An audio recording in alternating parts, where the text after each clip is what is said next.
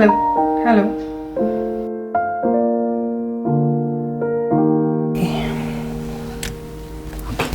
At the end of the video, there is a homework for all of you. Don't miss that part. I have a lot to talk about, a lot to discuss. I took a whole week to define and redefine the subject matter for this video, writing it in a way that can add so much value to your life.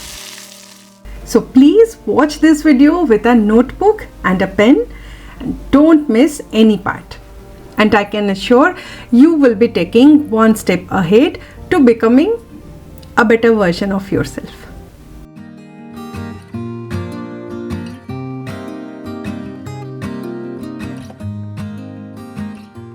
Consider this video as both audio and visual content.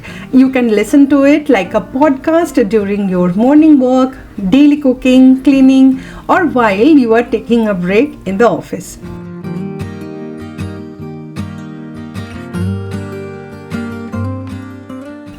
Or watch and listen as I am making some necessary changes in our living room while going about my daily activities at home. Over the years, I tried to build many micro habits to create that one large big macro habit, and they helped immensely to reduce the stress in my life. This video has two parts. In today's video, I am going to share 7 micro habits that I have formed over the years, and because of these habits, I am what I am today, a better version of myself. Before I proceed, let me provide you with some context about what I am doing here. With time, we find better ways to keep our home and kitchen functioning better. Maybe a little change and shuffle here and there can ease our daily lives. Similarly, I found a better way to organize all the crockeries, and for that I needed this big drawer to empty. I don't use this crockery often, and this drawer was not serving its purpose well. Things were getting disorganized frequently. I needed to move all these crockery items outside of the kitchen.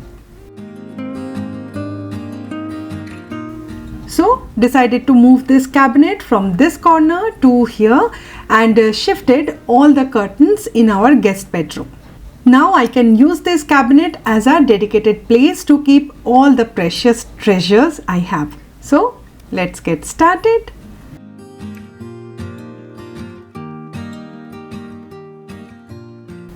Let me discuss the habits that I have successfully formed. I overcame one of the major stresses in my life, wardrobe stress. I know many of you are thinking, is this really a stressful issue, or why you are sulking over something so trivial? Maybe you have never experienced real stress. Hold on. Let me explain. We are all wired differently, and anything that gives you anxiety or a headache cannot be trivial. It just needs your acceptance.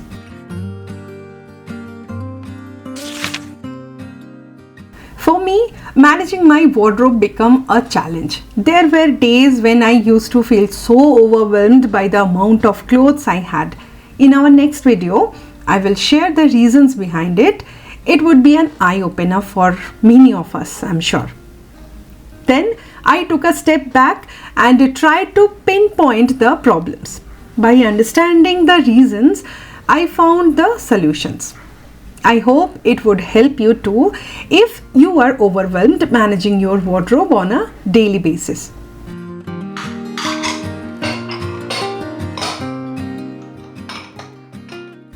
For us Indians, managing our clothes can be a bit challenging due to the variety of clothing we wear. We wear Western clothes, we wear Indian, we wear traditional, from long kurtas to short kurtis, shirts, top, with dupatta, without dupatta, regional dresses, sarees, jeans, shorts, joggers, trousers, leggings, plazos.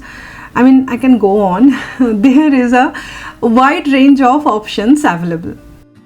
If you start stockpiling clothes for every category, it would be so difficult to manage, and I did that same mistake. Last year, I was able to sort this out.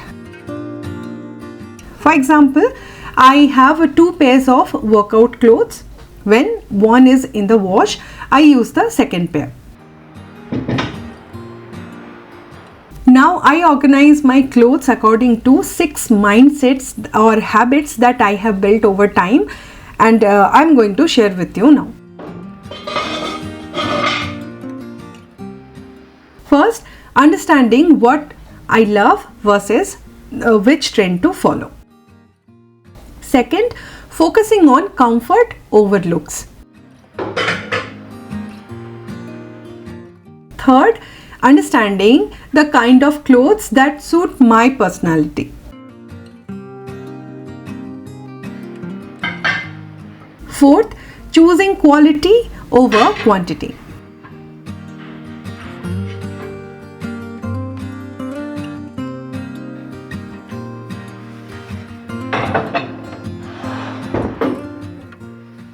Fifth, stopping frequent mix and match.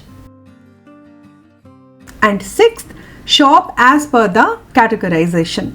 I no longer feel like I have too many clothes in each category. I practiced these mindsets over time, and they finally set as a habit and helped me when I shop for new clothes.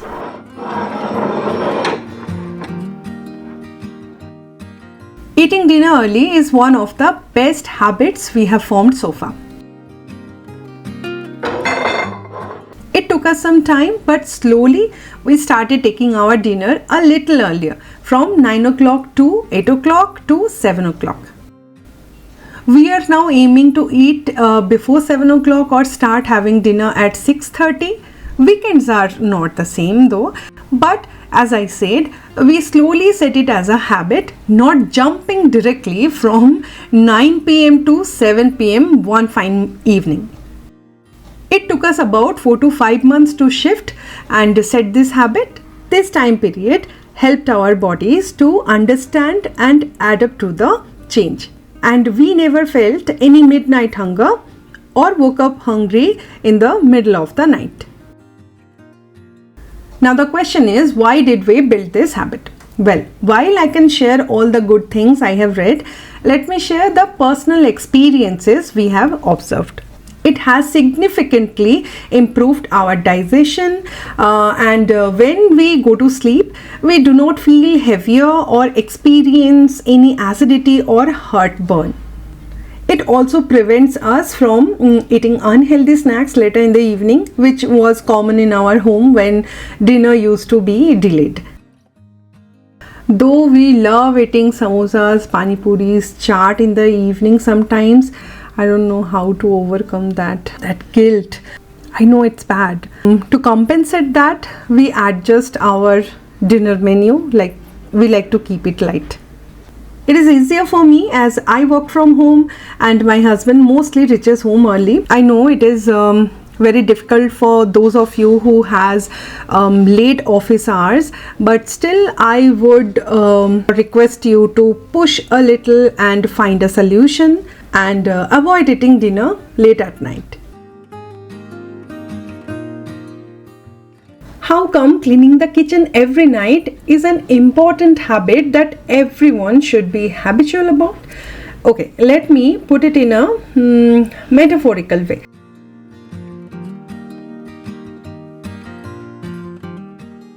I find a deep understanding of my perseverance through the clean the kitchen at night habit. I know it seems a bit out of the place, not connected. Let me explain. Doing a task repeatedly, especially the one you don't like, increases your sense of responsibility, helping you understand how disciplined you are. When in doubt, this simple small example helps me trust my willpower. It shows that if you are determined, you can do anything in your life. I would say this is how I take lessons from my life.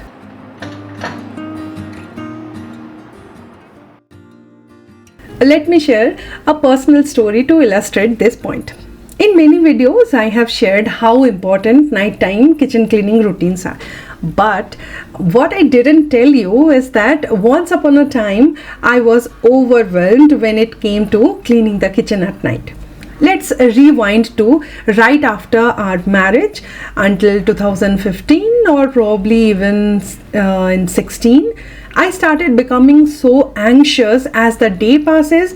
I realize I need to clean the kitchen because there was a mess everywhere, and I used to blame everyone at home very nicely.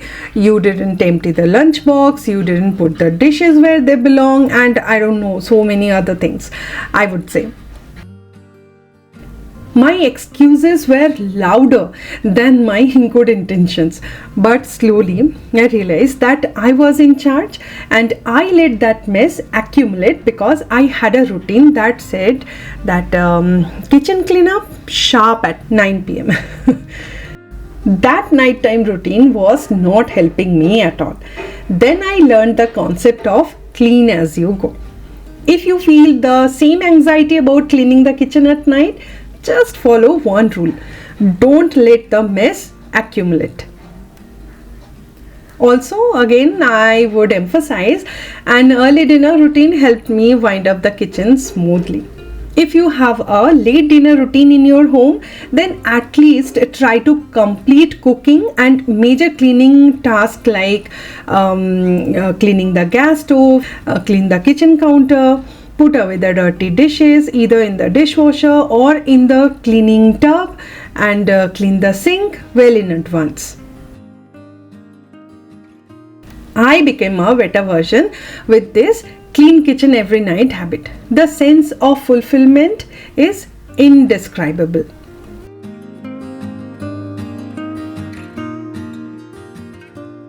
Despite knowing the negative impacts, I found myself endlessly scrolling through the videos.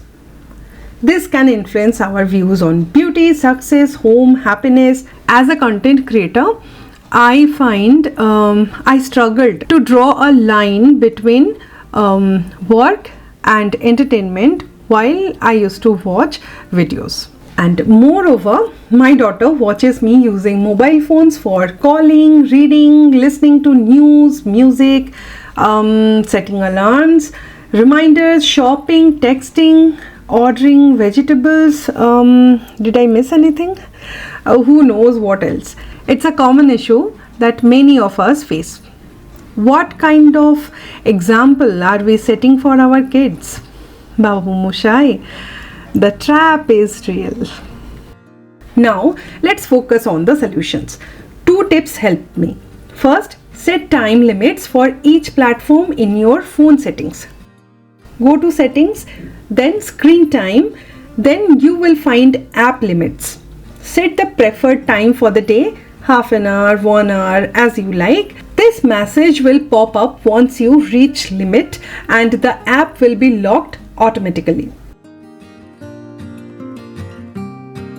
Second, ask yourself why you are watching certain videos. Are you learning something valuable or just seeking entertainment? Being mindful of what you consume online is important. It took me months to train algorithms to recommend content I actually want to see. I don't receive wasteful recommendations a lot now, and if any such video comes, I simply do this. Tap on the 3 dots on your screen when a video pops and select Don't Recommend Channel.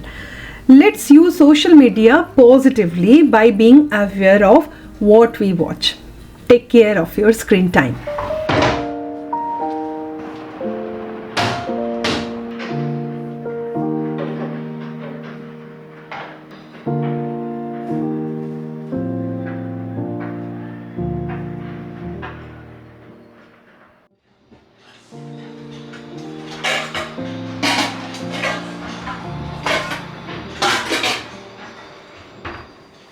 I'm going to ask you 2 questions. 1. How do you feel after waking up in the morning? Rested or tired? 2. How do you wake up? With an alarm clock or through your body clock? Now, pause the video, ponder, and write an honest answer. Okay, so if your answer is with your body clock and rested, then you have already become a better version of yourself when it comes to sound sleep. But if the answer is mostly feel tired, then it is a red flag.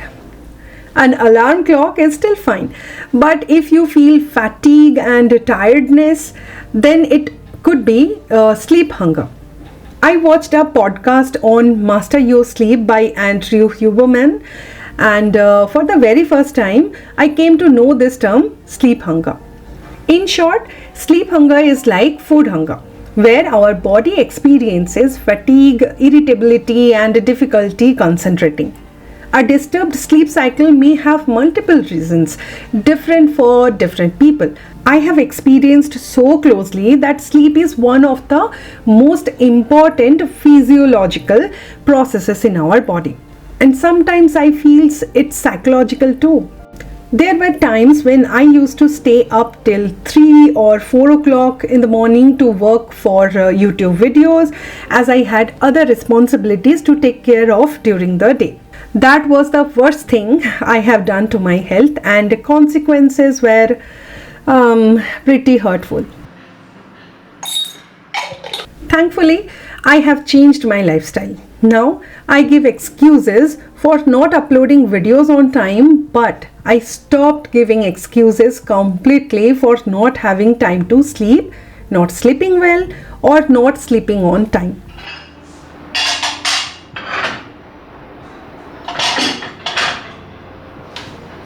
It's been more than a year since we started sleeping early as a family, just like eating early. Between 10 a.m. to 10:30 p.m. is our bedtime, mostly 10 p.m. And if it's exam time or any last minute school project needs or any thing urgent to be taken care of, then we extend our bedtime, but it's not normal in our home. And we try to avoid it as much as possible.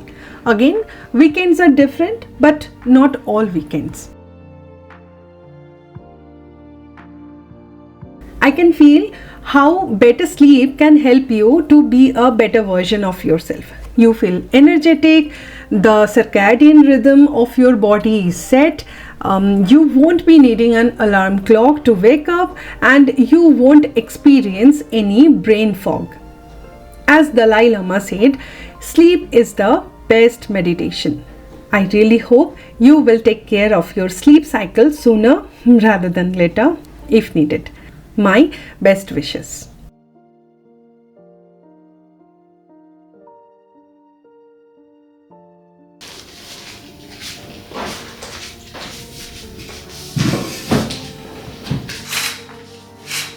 Environmental consciousness. Well, it's a big topic, but let's start small.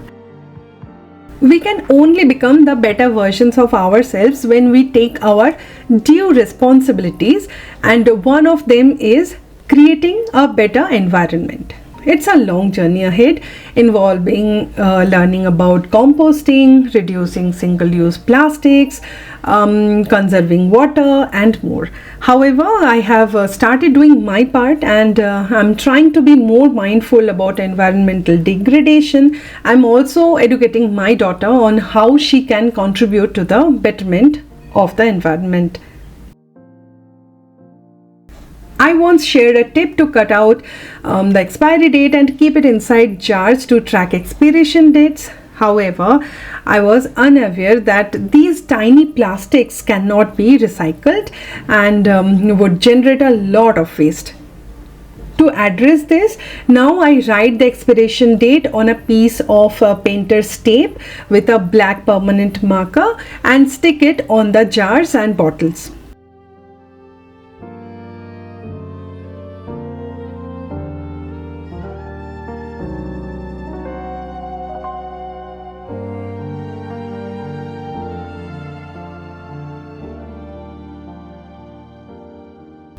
Also, do you remember I shared this tip in one of our previous videos? I have stopped cutting the milk packet to avoid generating these tiny pieces of plastic. I really hope many of you are following these practices now, just like me. I wanted to use a metaphor to explain this particular subject, success. I was writing this script, erasing and rewriting, unable to consolidate my thoughts. And in that time period, I was watching Gullak. It's such a beautiful web series. If you can take out a little bit of time, then definitely watch that web series Gullak. Okay, now coming back to the point, the narrator kept talking about the difference between kahani and kissa. And there I have it. I found how to amalgamate success through kahani and kissa. Kahani is story, but what about kissa? I tried to find out the exact meaning. Google said kissa means anecdote. Somewhere it's written fable. कुछ हिंदी शब्दों का सही में कोई translation नहीं होता है शायद. Anyway, my experience is success is a story that keeps changing with time, keeps changing with age, whose anecdote means kissa will never end. Expert says success means having everything in life with a proper balance. Earning good money, having a good family life, having a good social life, having a healthy and fit body, etc, etc, etc. I mean, this is the game of kahani and kissa. Only time will tell who wins. I mean, who got the success.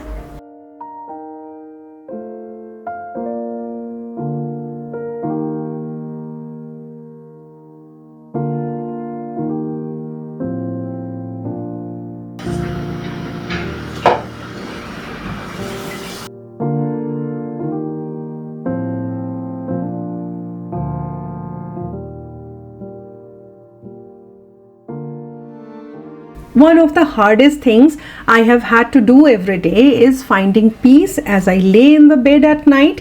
Someday I'm over the moon, glowing with my accomplishments, celebrating small success in life, and the very next day I feel like a complete loser.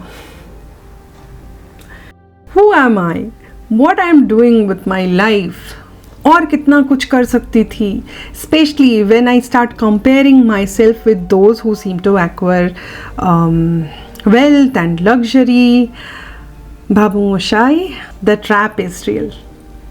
If happiness is a person, then I feel like I'm dragging it to be on my side every day.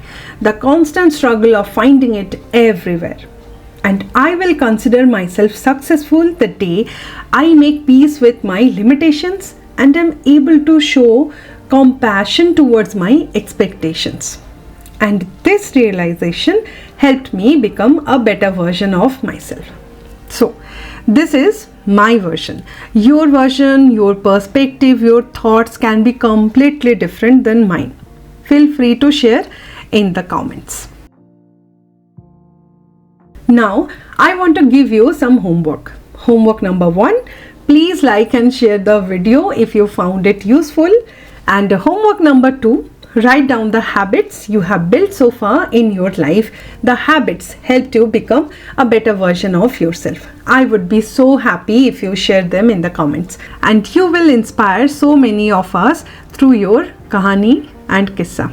And do let me know if any of the habits I mentioned in today's video is going to help you become a better version of yourself. Thank you so much for being here with me today. I will see you in the next one. Part 2 will be coming soon. Till then, take care. Bye-bye.